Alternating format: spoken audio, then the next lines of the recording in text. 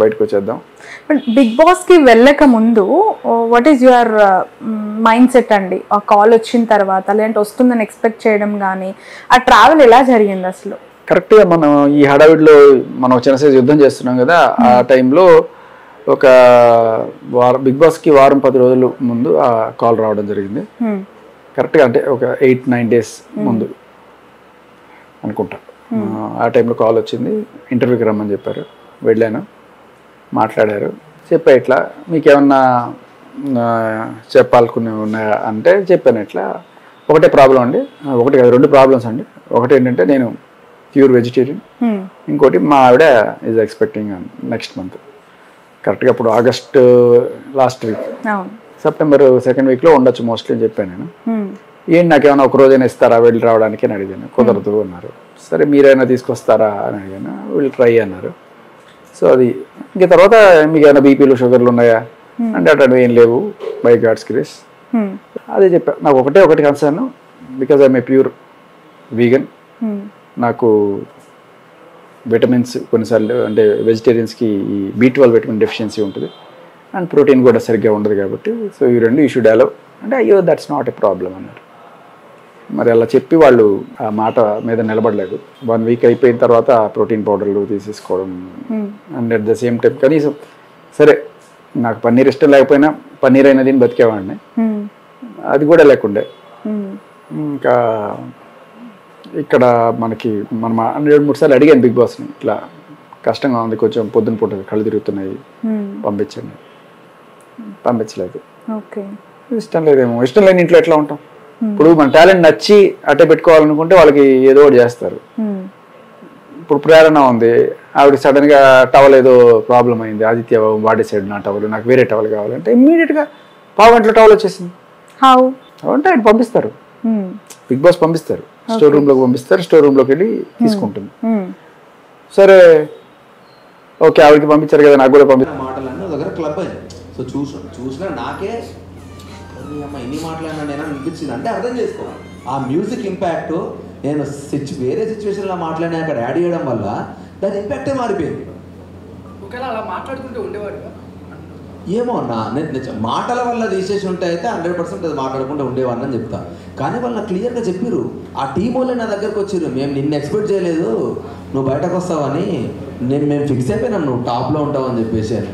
So వాళ్ళు ఎందుకు వాళ్ళకి మాట్లాడాల్సిన అవసరం ఉండదు. ఒకవేళ నేను మాట్లాడిన మాటలు అంత హర్టింగ్ వాళ్ళకు ఉంటే బయటకు వచ్చి మళ్ళీ ఎందుకు నాతో మాట్లాడతారు, ఏం జరిగింది ఏమైంది నన్ను క్లియర్గా అడిగి. నేను చెప్పిన నా జిందగీలో నేను చపాతీతో దోశలు తినలేను. నా 3 రోజులు చపాతీ దోశ పప్పు. మీకు తెలియదు కానీ ఎంతమంది నా దగ్గరికి వచ్చారు, నాకు స్టమక్ అప్సెట్ అవుతుందిరా, నాతో అయితలేదు ఈ ఫుడ్. ఎందుకంటే ఇప్పుడు ఈరోజు పెట్టిన ఫుడ్ రేపటి దాకా తినాల్సి వస్తుంది, దానివల్ల చాలామంది అప్సెట్ అయింది, చెప్పుకోలేదు ఎవరు. సో ఇవన్నీ ఇప్పుడు ఎట్లా అంటే ఆకలి మీద కొన్ని మాటలు మాట్లాడుతూ ఉంటాం. ఆ ఆకలి మాట్లాడించిన మాటలు కొన్ని సరదాగా జనాలందరితో కలిసి మాట్లాడిన మాటలు కొన్ని. సో ఇది ఫోర్గ్రౌండ్ అయిపోయినాయి, అవన్నీ బ్యాక్గ్రౌండ్ అయిపోయినాయి. ఈ ఎఫెక్ట్ అంతా వాటన్నిటికీ యాడ్ అయింది.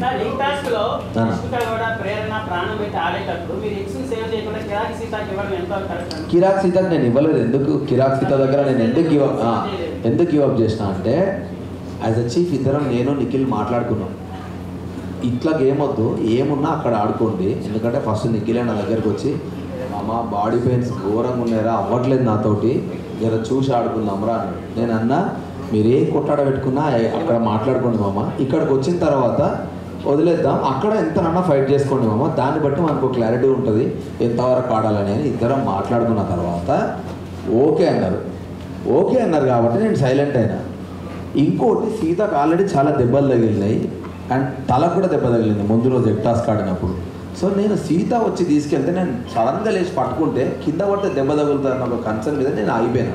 అండ్ ఇంకోటి మేము ఆల్రెడీ మాట్లాడుకున్నాం. సో నేనేం ఎక్స్పెక్ట్ చేసిన అంటే నిఖిల్ గారు వచ్చి మేము ఆల్రెడీ మాట్లాడుకున్నాము వద్దురా అని వాడు వచ్చి అన్నాడు కూడా, మనం మాట్లాడుకున్నాం వాళ్ళ ఎక్స్ వాళ్ళకి ఇద్దామని. సోనియా డిఫెండ్ చేసుకుంటూ స్టార్ట్ చేసింది ఇది మా గేమ్ అని. ఇక అడ్డంగా వితండవాదం చేస్తే నేనేం చేయలేను. యాజ్ ఎ చీఫ్ మాట్లాడుకున్నప్పుడు ఆ రూల్ ఒకటి వెళ్ళాలి. మీరు నిన్న అంత దాకా వచ్చిన వాడు మళ్ళీ ఎక్స్ ఇస్తా అన్న వాడు సడన్గా నిన్న మీరు ఆడారు కదా ఈరోజు మేము ఆడతామనంటే ఇక ఇంకేం మాట్లాడతాను నేను దానికి. సైలెంట్ కదన్నా. ఇప్పుడు గొడవ నువ్వు లాజికల్గా మాట్లాడితే గొడవ పడతా, నువ్వు అడ్డంగా ఇష్టం వచ్చినట్టు మాట్లాడతా అంటే ఆల్రెడీ నాకు గొంతు ఖరాబ్ అయింది. నేను అప్పటికి నేను అదే చెప్తున్నా, అందుకే అంటున్నా యాక్చువల్గా ఇప్పుడు ఆడియన్స్ మిస్టేక్ అని గుర్తు చేయకు, నాలోని టాలెంట్ బయటకు రానివ్వకుండా వంటింట్లోనే బంధించారు నన్ను. బ్రేక్ఫాస్ట్ అంటారు, లంచ్ అంటారు, డిన్నర్ అంటారు, మధ్య మధ్యలో ఆమ్లెట్లు పోయి అంటారు, కాఫీలు టిఫిన్లు ఈ చేయలేక యాడ్ నుంచి నేను వెళ్ళి స్నానం చేసి వచ్చారు అందరూ పడుకునేవాళ్ళు. అట్టుండేది నా పని. 3వ రోజు నుంచి నేను ఏమంటారు తిరగబడ్డా. అసలు వంటరాని బేబక్కని తీసుకెళ్లి వంట రూమ్ లో వేసి, కానీ నేను అంతమందికి చేయను, పాప వాళ్ళు అడిగారు కదా అని చేశా. అసలు నేను కూడా కామ్గా ఊరుకోవాల్సింది, వెనకాల హెల్ప్ చేస్తూను అటు ఇటు తిరుగుతూను ఉండాల్సింది. అసలు మీరు ఎప్పుడైనా పప్పు చేశారు ఇంట్లో? చేసా. ఏ పప్పు?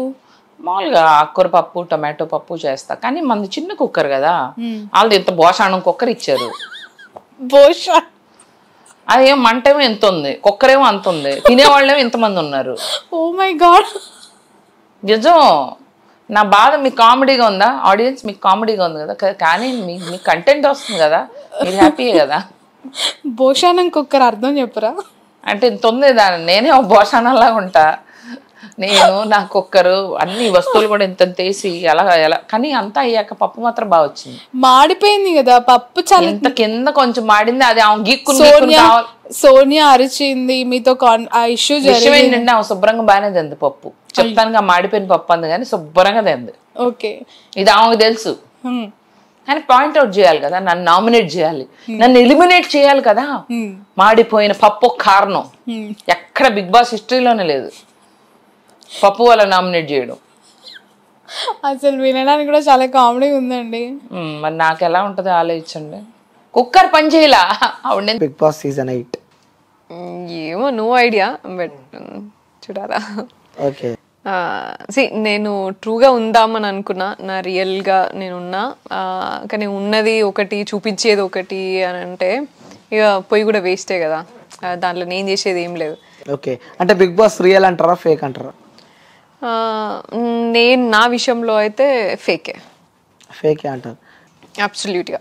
ఓకే, సో అంటే అబ్బాయి విషయంలో కూడా అన్ఫేర్ జరిగింది అని చెప్పి కూడా తను కూడా చెప్తాను. అంటే ఇప్పుడు వెళ్ళిన కంటెస్టెంట్స్ అందరూ ఇలా చెప్తూ ఉంటే మరి నెక్స్ట్ బిగ్ బాస్ ఏం కావాలి? దట్స్ వాట్, అది వాళ్ళు ఆలోచించుకోవాలి. అది నీకు నేషనల్ టీవీ లిమిటేషన్స్ అని మాట్లాడిండు నాతో, నేను బజ్లా నేషనల్ టీవీ లిమిటేషన్స్ ఏంటిదో మరి, అండ్ మీది ఏం చూపిద్దాం అనుకుంటారు మీ రియాలిటీ షోలా అనేది అది వాళ్ళు డిసైడ్ కావాలా అనిల్. అండ్ నాకు సార్ కూడా మధ్యలో లైఫ్ టైం మేనేజ్మెంట్ ఏదో సంథింగ్ అన్నారు ఒకసారి షోలా. లైఫ్ టైం మేనేజ్మెంట్ ఏం చూపించారు? నా లైఫ్ ఏం చేసినారు చూపించి మీరు. I'm lucky and I'm happy that I'm strong enough to handle, and నా ఫ్యామిలీ యష్ నా పక్కన ఉన్నారు కాబట్టి నేను ఈరోజు నేను కాన్ఫిడెంట్గా ఉన్నా. అండ్ బై మై సెల్ఫ్ నేను కూడా కొంచెం స్ట్రాంగ్ కాబట్టి ఇట్లున్నా. వేరే అమ్మాయి అయితే and what if I get suicide, like నేను చూసింటే నేను సెన్సిటివ్, డెఫినెట్గా సెన్సిటివ్. అండ్ నేను నిజంగా చెప్తానా, నా ఇన్నర్ సైడ్ నేను చెప్తాను. నేను like you know I'm strong enough with my experiences and my life. And నేను సంపాదించుకున్నది, నాకు పొటెన్షియల్, నాకు ఇంకా చాలా నాకు పొటెన్షియల్ ఉన్నది, ఇట్లా నా హోప్, నా అంబిషన్స్ అని నన్ను బతికిపిస్తున్నాయి. కానీ నేను ఈరోజు చూసిన దానికి, నేను చేసింది ఏంది, మీరు చూపించింది ఏంది, దానికి ఐ వుడ్ హ్యావ్ సూసైడెడ్. నేను సూసైడ్ అటెంప్ట్ చేసేదాన్ని ఖచ్చితంగా. నాకు గనక ఈ హిస్టరీ లేకపోయింటే, నాకు నా పర్సన్స్ నా పక్కన లేకపోయినంటే, నాకు ఇంత స్ట్రెంగ్త్ లేకపోయినంటే, నేను ఒకటే తీసుకున్నాకి నాకు ఏదో పర్పస్ ఉన్నది లైఫ్లో, దీన్ని నేను ముందుకి ఇంకా నేను స్ట్రాంగ్గా తీసుకొని ఇంకా దీన్ని ఎట్లనో చూడాలి నేను అని అనుకున్నాను. అండ్ మేము అనుకున్న ప్రాజెక్ట్స్ చాలా ఉన్నాయి, ఇంకా నేను చారిటీ చేసే ప్రాజెక్ట్స్ ఇవన్నీ చాలా ఉన్నాయి. ఇవ్వండి ఇంద్రా బాబు అని నేను లైట్ తీసుకుంటున్నా. కానీ వాట్ ఇఫ్ సమ్మన్ ఎల్స్ నా ప్లేస్లో ఇంకొక అమ్మాయి ఉండింటే ఎట్లుండేది పరిస్థితి? ఐఎమ్ గ్రేట్ఫుల్, నా పక్కన యష్ ఉన్నారు, నాకు మంచి లైక్ యూనో ఫినాన్షియల్లీ వెల్, నేను సంపాదించుకున్నా, నాకు ఆ టాలెంట్ ఉన్నది, స్కిల్ ఉన్నది. ఒకవేళ నేను మళ్ళీ సంపాదించుకోవాలనుకున్నా, మూవీ సైడ్ కాకుండా ఇంకో సైడ్ పోవాలన్నా, ఒకవేళ వాళ్ళ ఆపర్చునిటీస్ వాళ్ళే అని కాదు, ఎవరైనా ఇది చూసి నాకు మూవీ ఆపర్చునిటీస్ ఇవ్వద్దు లేకపోతే ఇట్లా ఏమైనా అనుకున్నా సరే నాకు ఇంకో ఫీల్డ్ ఉన్నది చేసుకోవడానికి. కానీ వేరే వాళ్ళందరూ చాలా మంది కూడా ఇప్పుడు ఫర్ ఎగ్జాంపుల్ యష్మి ఉన్నది పాపం, ఆమెకి సీరియల్ తప్ప ఇంకేం ఆప్షన్ లేదు కదా.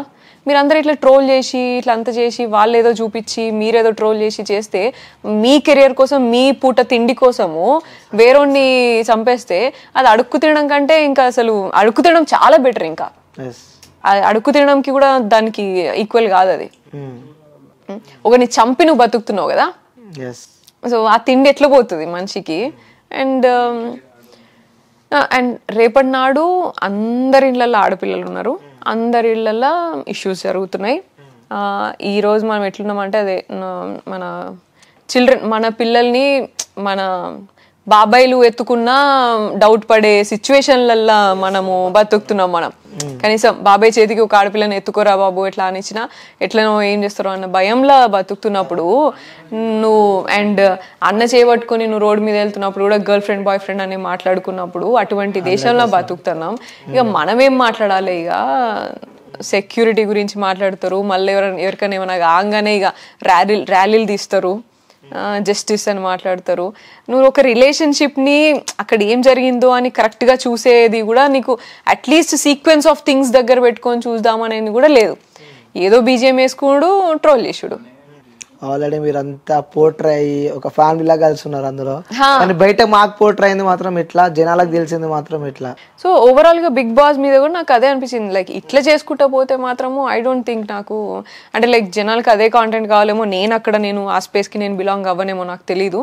బట్ నేను అనుకున్నది వేరు, బిగ్ బాస్ అంటే నాకు వేరు ఉండే. ఓకే, అవును, అక్కడ చెప్పారు కూడా లోపల Bigg Boss it's not a joke అన్న వర్షన్లో కూడా మీరు చెప్పారు. చివరిగా సో మనని ఇష్టపడే వాళ్ళు ఎంతమంది ఉంటారో, సో నెగిటివ్ చేసే వాళ్ళు కొంతమంది ఉంటారు. సో అందులో ముందుగా మనం ఇష్టపడే వాళ్ళకి కూడా మనం వాళ్ళకి సమాధానం, ఎందుకంటే నెగిటివ్ చేసే వాళ్ళ గురించి మనం మాట్లాడినా మనం ఇష్టపడే వాళ్ళకి. సో ఎందుకంటే నేను ఇప్పుడు చూశాను మీరు హౌస్లో నుంచి బయటకు వచ్చినాక కూడా కామెంట్లో, అరే సోనియాని మిస్ అవుతున్నాం, ఆ వాయిస్ మిస్ అవుతున్నాము, ఆ బాండింగ్ మిస్ అవుతున్నాము, ఆ వాయిస్ ఇప్పుడు బిగ్ బాస్ ఇంకోటి చెప్పుడు మర్చిపోయాను నేను, బిగ్ బాస్ బోర్ కొడుతుందంట ఇప్పుడు, ఆ టీఆర్పీ కూడా కొంచెం తగ్గిందంటారు, బోర్ కొడుతుందంట. అసలు మరి ఏంటి వాళ్ళకి ఏం చెప్పాలనుకుంటున్నాను? ఆడియన్స్కి like thank you so much మీ లవ్కి సపోర్ట్కి, అండ్ ఇప్పటిదాకా 1 month వరకు నన్ను సపోర్ట్ చేసినందుకు కూడా thank you so much. I'm grateful for that. And కొంతమంది నా మీద ఎక్స్పెక్టేషన్స్ పెట్టుకున్నారు, నేను వాళ్ళని రీచ్ అవ్వకపోగా స్పాయిల్ చేసినట్టున్నా. స్పెషల్లీ కొంతమంది మా మంత్రి నుంచి కూడా అండ్ అన్ని ఏరియాస్ నుంచి, ఏపీ నుంచి అయితే కొంతమంది నాకు మంచి మంచి వీడియోస్ పంపించారు. అండ్ తమిళ్ మన చెన్నై తమిళ్ ఆడియన్స్ కూడా మంచి వీడియోస్ చేసి పంపించారు. And they keep texting me. Thank you so much వాళ్ళందరికీ కూడా. మీ లవ్ అండ్ సపోర్ట్ వల్ల కూడా నేను ఈరోజు ఇంత స్ట్రాంగ్గా ఇంత కాన్ఫిడెంట్గా మాట్లాడగలుగుతున్నా అని మీరు నమ్మాలి. మీరు కూడా లేకపోయినంటే నేను ఇంత స్ట్రాంగ్ ఉండేదాన్ని కాదు. Definitely you're one of the reasons. And expectations reach అవ్వలేదు, బట్ యునో మీకు కనిపించింది వేరు, నేను ఉన్నది వేరు. సో అది మీరు ఏం తీసుకుంటారు అనేది మీరు ఆలోచించుకోండి. నా బ్యాక్ వర్క్ కానీ నేను ఇప్పుడున్న విధానం కానీ మీకు అన్నీ తెలుసు. సో ఎడిటెడ్ వర్షన్స్ చూసి నమ్ముతారా, నా రియల్ వర్జన్ని నేను చూసి నమ్ముతారా అనేది, అది నమ్మి మీరు ఎక్స్పెక్టేషన్స్ చూసుకుంటారా అనేది మీకే వదిలేస్తున్నా. And thank you so much. So viewers, మొత్తానికి అయితే మనం సోనియా ఇంటర్వ్యూ అయితే తీసుకున్నాము. సో అంటే సో మనం దీన్ని కన్క్లూజన్ ఇవ్వాలంటే, సో తను లోపల హౌస్లో ఉన్నది వేరే, మనకి బయట కనిపించేది వేరే అంటారు కదా. సో క్లారిటీగా విత్ మనం సోనియాతో మాట్లాడడం, ప్రతి ఒక్కటి తను ఎక్స్ప్లెయిన్ చేయడం మనం చూస్తున్నాము. తను వేరే వర్షన్గా తను అక్కడ ఉంటే, సో పోర్ట్రే మాత్రం ఇంకోలా అయింది. ఎందుకంటే సో తను చాలా వాల్యుబుల్ థింగ్స్ చెప్పింది, ఎందుకంటే అమ్మాయిలు చాలా సెన్సిటివ్ ఉంటారు. సో ఎందుకంటే బిగ్ బాస్ మేనేజ్మెంట్ కూడా మీరు ఆలోచించాల్సిన విషయం, ఎందుకంటే సో వాళ్ళు ఎంతో కష్టపడి వాళ్ళు ఈ స్థాయికి వచ్చి బిగ్ బాస్లోకి వస్తే కోట్ల మంది ప్రేక్షకులు చూస్తారు, సో హ్యాపీగా గేమ్ ఆడొచ్చు అనుకుంటారు. కానీ వాళ్ళు ఒక బ్రదర్ లాగా, ఒక ఫ్రెండ్ లాగా, లేకపోతే something else, in case boy friend కూడా మెయింటైన్ చేయొచ్చు ఇన్ కేస్ కొంతమంది ఉంటారు అలా. సో అలా ఉంటారు, కానీ దాన్ని మీరు ఇంకా నెగిటివ్గా పోర్ట్రే చేసి వాళ్ళ లైఫ్ని స్పాయిల్ చేసి, ఎందుకంటే ఇప్పుడు సోనియా కూడా మనతో చెప్పడం మనం చూస్తున్నాం అంటే, సో వాళ్ళ మనసులో ఎంత గాయం ఉంటుంది, ఎందుకంటే జనాల మనసులో ఒక్కటి ఉంటే అది వాళ్ళ మనసులో ఉండదు, అంటే ఊరికేనే అది పాకుతుంది అనమాట, అంటే ఒకరి తగ్గచ్చి ఒకరికి వెళ్తూ ఉంటుంది. సో దయచేసి చెప్తున్న వ్యూయర్స్ ఎవరైతే హౌస్లో బిగ్ బాస్ని చూస్తూ ఉన్నారో, ఒక పాజిటివ్ వేతో చూడండి, నెగిటివ్గా చూడకండి. ఎందుకంటే అందులో ఏం జరుగుతుందో మనకు తెలియదు, ఎందుకంటే మనం ఆ ప్లేస్లో ఉంటే తప్ప మనకు తెలియదు. ఇంకోటి 24 hours ప్లే బిగ్ బాస్ గేమ్లో మనం చూస్తే లైవ్ కూడా ఎడిటెడే, అలాగే మనము ఆ లైవ్లో కూడా మనం మోస్ట్లీ 1 hour చూస్తాం. 1 hour